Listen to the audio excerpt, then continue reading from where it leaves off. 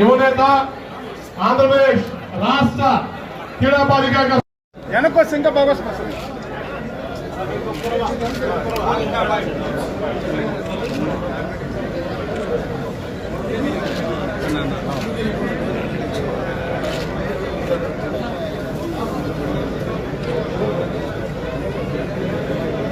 అన్న నిలబడి అందరూ అన్న నిలబడి వెనక వెనక వెనక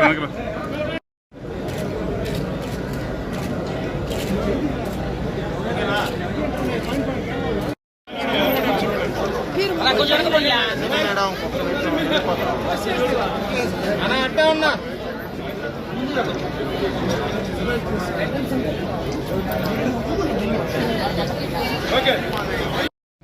ఈరోజు సింహాపురి స్పోర్ట్స్ ఫౌండేషన్ వాళ్ళు ఏర్పాటు చేసినటువంటి ఈ సమావేశానికి విచ్చేసిన వేదిక మీద ఉన్న పెద్దలకు, క్రీడాకారులకు, మీడియా మిత్రులకు, వైఎస్ఆర్ కాంగ్రెస్ పార్టీ నాయకులకు అందరికీ ముందుగా నా హృదయపూర్వక నమస్కారాలు తెలియజేసుకుంటున్నాను. ఇంత గొప్ప కార్యక్రమానికి నన్ను ఆహ్వానించిన వైఎస్ఆర్ కాంగ్రెస్ పార్టీ నాయకులు ముక్కాల ద్వారకానాథ్ గారు, అదే రకంగా మినిస్టర్ ఈరోజు ఇక్కడ లేరు, వేరే కార్యక్రమాల వల్ల రాలేకపోయినారు, అనిల్ కుమార్ యాదవ్ గారికి ముందుగా నా ధన్యవాదాలు తెలియజేసుకుంటున్నాను. ముందుగా శుభాకాంక్షలు తెలియజేస్తున్నాను. క్రీడాకారులకు కొత్తగా పరిచయం చేయాల్సిన అవసరం లేనటువంటి పేరు మేజర్ ధ్యాన్ చంద్ గారు. ఆయన చరిత్ర గురించి మీకు అందరికీ ఇప్పటికే తెలుసని నేను అనుకుంటున్నా. ఎందుకంటే భారతదేశానికి ఒలింపిక్స్ లో 3 సార్లు గోల్డ్ మెడల్ సాధించడంలో ఆయన పాత్ర చాలా కీలకమైనది. 22 సంవత్సరాలు క్రీడా రంగంలో ఆయన ఎన్నో విజయాలను సాధించినారు. అటువంటి ఆయనని ఈరోజు గుర్తు చేసుకోవాల్సినటువంటి అవసరం మనందరిపైన కూడా ఉంది. ఎందుకంటే ఎవరు కూడా ఓవర్ నైట్ స్టార్లు అయిపోరు, రాత్రికి రాత్రి పెద్ద పెద్ద స్పోర్ట్స్ స్టార్లు అయిపోరు. ఎవరైనా స్పోర్ట్స్ స్టార్ కావాలంటే దాని వెనకాల ఎంతో కష్టం, ఎంతో శ్రమ, ఎన్నో ఆటుపోట్లు, ఎన్నో ఆటంకాలు, ఎన్నో అవమానాలు ఉంటాయి. వాటన్నిటిని తట్టుకునే రోజే ఒక వ్యక్తి పెద్ద స్పోర్ట్స్ స్టార్ కాగలుగుతాడు. ఈ రోజు మనకి ఎవరికి కూడా చరిత్రలు చదివే ఓపిక, తీరిక రెండూ లేవు. మేము ఏదైనా చెప్పినా కూడా వీడు తొందరగా వచ్చి ఏదన్నా 2 స్పోర్ట్స్ ఈవెంట్లు ఇచ్చి ప్రైజ్ మనీ ఇచ్చి పోతే బాగుంటుందిరా అనుకునే వాళ్ళు ఎక్కువ మంది ఉంటారు. మిమ్మల్ని కూడా నేను ఎక్కువసేపు బోర్ కొట్టియదలుచుకోలే, కానీ 2 వాస్తవాలు చెప్పాలనుకున్నా. ఏదన్నా ఒక ఆలోచన రావడం వేరు, ఆ ఆలోచనను ఆచరణలో పెట్టడం వేరు. డబ్బు కావాలని ప్రతి ఒక్కరికి ఉంటుంది, కానీ ఇంట్లో కూర్చొని పడుకుంటే ఎవరికి డబ్బులు రావు. ఉద్యోగాలు చేయాలా, వచ్చిన ఉద్యోగంలో జీతాలు వస్తే వాటిని దాచిపెట్టుకోవాలా, దాచిపెట్టుకునే డబ్బుతో వ్యాపారం చేయాలా, వ్యాపారంలో సక్సెస్ అయితే నీ చేతికి కూడా డబ్బులు వస్తాయి. అంటే ఎమ్మెల్యేలు అవుతారా, ఎమ్మెల్సీలు అవుతారా, ఎంపీలు అవుతారా, నువ్వు నుడా చైర్మన్ అవుతావన్నా? ఎవరు కారు. ఎప్పుడైతారా, ఎప్పుడైనా ఒక ప్రజల సమస్యలు తెలుసుకోవాలా, ప్రజల్లోకి పోవాలా, పోరాడాలా, కష్టపడాలా. ఆ రోజే ఒక ఉన్నతమైన స్థాయికి రాజకీయ నాయకులు కూడా చేరుతారు. అదే రకంగా స్పోర్ట్స్ లో కూడా ఎవరు ఇంట్లో కూర్చొని బ్యాట్ తిప్పుకుంటా కోహ్లీని చూసి సెంచరీ కొట్టేట ఫీల్ అయితే ఏమైతే ఏం కాదు. మనం కూడా బ్యాట్ పట్టుకొని గ్రౌండ్ పోవాలా. 10 మ్యాచ్లు ఫెయిల్ అయినా 11వ మ్యాచ్ అయినా కొడతాం, ఆ రోజు ఖచ్చితంగా సాధిస్తాం. కాబట్టి ఆలోచించడం వేరు, మనకు వచ్చిన ఆలోచనను ఆచరణలో పెట్టడం వేరు. చాలా కష్టం చేయాలన్నా ఆ కష్టం ఏ రకం ఉండాలంటే ఒక 10 సంవత్సరాలు మనం కష్టపడితే వెనక్కి తిరిగి చూసుకుంటే ఇంత కష్టపడినామని అనిపించే రకంగా ఉండాలి తప్ప ఖాళీగా ఉంటే 10 ఏళ్ళు కాదు 20 ఏళ్ళైనా కూడా చిట్టికేసినంత సమయంలో గడిచిపోతుంది. ఏదైనా చిన్న పని కానీ పెద్ద పని కానీ పని అనేది మాత్రం ఖచ్చితంగా చేయాల్సిందే. ఎందుకురా అంటే పని చేయకుండా ఖాళీ empty mind is a devil's workshop అంటారు. అంటే ఖాళీగా ఉంటే కానీ ఏమో అన్ని పిచ్చి పిచ్చి ఆలోచనలు వచ్చి పిచ్చి పిచ్చి పనులు చేస్తారు. నేను కూడా ఎక్కువ రోజులు ఖాళీగా ఉండలేకనే రాజకీయాల్లోకి వచ్చిన, కానీ రాజకీయాల్లోకి వచ్చినాక ఇంకా ఖాళీ అయినా నేను.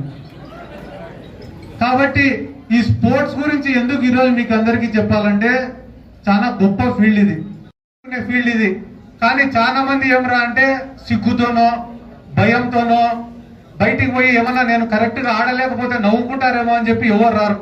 ఎంత ఘోరంగా ఉన్నారంటే మా పల్లెల్లో పొద్దున్నే జాగింగ్ కి పోతే అన్న నా బొజ్జ చూసి నవ్వుతాడేమో అన్న పొట్టొచ్చింది ముందు, కానీ జాగింగ్ కి రావడం కూడా సాధించినారు బయటికి. కాబట్టి అట్లా సిగ్గుపడాల్సిన అవసరం లేదు. చిన్న వయసు నుంచే స్పోర్ట్స్ లోకి పోతే గానా ఫ్లెక్సిబిలిటీ కానీ స్టామినా కానీ ఒక కాన్సన్ట్రేషన్ లెవెల్స్ పెరగడం కానీ ఫిజికల్ గా ఫిట్ ఉండడం కానీ, కాబట్టి స్పోర్ట్స్ లో చిన్న వయసు నుంచే స్పోర్ట్స్ ని అలవాటు చేయాల్సినటువంటి బాధ్యత కూడా మనందరిపైన ఉంటది.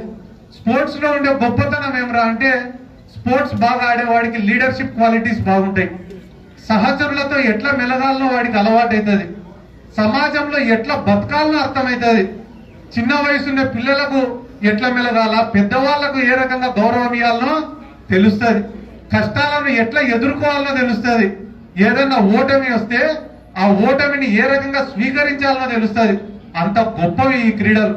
కాబట్టి అటువంటి క్రీడలను ప్రోత్సహిస్తున్న మా ద్వారకానాథ్ గారికి కూడా నిజంగా మా స్పోర్ట్స్ అథారిటీ ద్వారా మా కృతజ్ఞతలు తెలుపుకుంటున్నామన్నా. ఎందుకంటే దేశంలో ఎన్నో ప్రభుత్వాలు కూడా క్రీడలను ఈ రోజు ప్రోత్సహించడంలే. ఈ రోజు 130 కోట్లు 140 కోట్లు జనాభా ఉన్న భారతదేశానికి వచ్చింది 7 మెడల్ అని చెప్పి గర్వపడాలనా? ఇంత జనాభా కూడా వచ్చింది 7 మెడల్ అని చెప్పి తలదించుకోవాలన్నా? ఒకసారి ఆలోచన చేసుకోవాలా. ఎందుకంటే మన దేశంలో ప్రతిభ లేదు అనే మాట అవాస్తవం. ఈ రోజు మన దేశంలో ఉన్నంత కష్టపడే వాళ్ళు, మన దేశంలో ఉన్నంత శ్రమించే వాళ్ళు, మన దేశంలో ఉన్నంత టాలెంట్ ప్రపంచంలో ఏ దేశానికి కూడా లేదు. కానీ ఏమరా అంటే ఒక మంచి మార్గంలో పెట్టే విషయంలో మనం అందరం ఫెయిల్ అయినాం కాబట్టి మనం మెడల్స్ సాధించలేకపోయినాం. లేకుంటే గాన గ్రామాలలో, నా గ్రామంలో స్విమ్మింగ్ చేయమంటే ఎంతమంది ఈత కొడతారన్న టౌన్లలో, నా పల్లెలో వదిలిపెడితే గాన 20 అడుగులు ఎత్తుండే చెట్టుపై నుంచి దూకుతారు. ఎందుకురా అంటే భయం లేదు వాళ్ళకి, భయం ఉండదు. గ్రామాలలో ఉండే వాళ్ళకు ఒక పట్టుదల ఉంటది, ఇష్టం. ఇప్పుడు శాప్ చైర్మన్ గా నేను ఈ మాట చెప్పడంలే, కానీ ఇటువంటి వ్యక్తులను మీరు కూడా గౌరవించుకోవాల్సినటువంటి అవసరం ఉంది. వీళ్ళు చేస్తున్న సాయం గురించి 10 మందికి చెప్పాల్సినటువంటి అవసరం ఉంది. అప్పుడే ఇంకొక 10 మంది క్రీడలను అభివృద్ధి చేసేదానికి ముందుకు వస్తారని చెప్పి ఈ సందర్భంగా నేను తెలియజేసుకుంటూ, ఇక్కడ మీ అందరూ కూడా చాలా అదృష్టవంతులున్నా. ఏమంటే వైఎస్ఆర్ కాంగ్రెస్ పార్టీ జగనన్నకు తోడుగా నడిచేదానికి 9 సంవత్సరాల నుంచి మీకు ఒక అవకాశం దొరికింది. 9 సంవత్సరాల ముందంటే నేను అప్పుడు ఇంటర్ చదువుకుంటా కాబట్టి మాకు అంత అవకాశం రాలేదు జగన్ సార్తో కలిసి పనిచేసేదానికి. కానీ మీ అందరూ కూడా అదృష్టవంతులు. మీ కష్టాన్ని గుర్తించి ఈరోజు జగన్ అన్న గాని అనిల్ అన్న గాని మిమ్మల్ని ప్రోత్సహించో, మిగతా జిల్లా పెద్ద నాయకులు విపిఆర్ అన్న కావచ్చు, గౌతమ్ అన్న కావచ్చు, మా రూరల్ ఎమ్మెల్యే కోటమిరెడ్డి శ్రీధర్ అన్న కావచ్చు, మిగతా పెద్దలందరూ కూడా వాళ్ళ ఆశీస్సులతో వాళ్ళ సహకారంతో మీకు ఈరోజు ఈ పదవి రావడం, పదవి వచ్చిన తర్వాత మొట్టమొదటి కార్యక్రమం పెట్టి నన్ను ఇక్కడికి ఆహ్వానించడం, ఇంతమంది యువ క్రీడాకారులను కలుసుకునే అవకాశం నాకు కల్పించడం నిజంగా చాలా సంతోషం. మున్ముందర కూడా నా ద్వారా మీకు ఏదన్నా ఉపయోగపడినా, నా వల్ల నేను చేయగలిగేది ఏమన్నా ఉన్నా 100% నా తరపున స్పోర్ట్స్ అథారిటీ ద్వారా చేస్తానని చెప్పి మనస్ఫూర్తిగా తెలియజేసుకుంటూ, ఇంత ప్రేమగా ఇక్కడికి వచ్చిన ప్రతి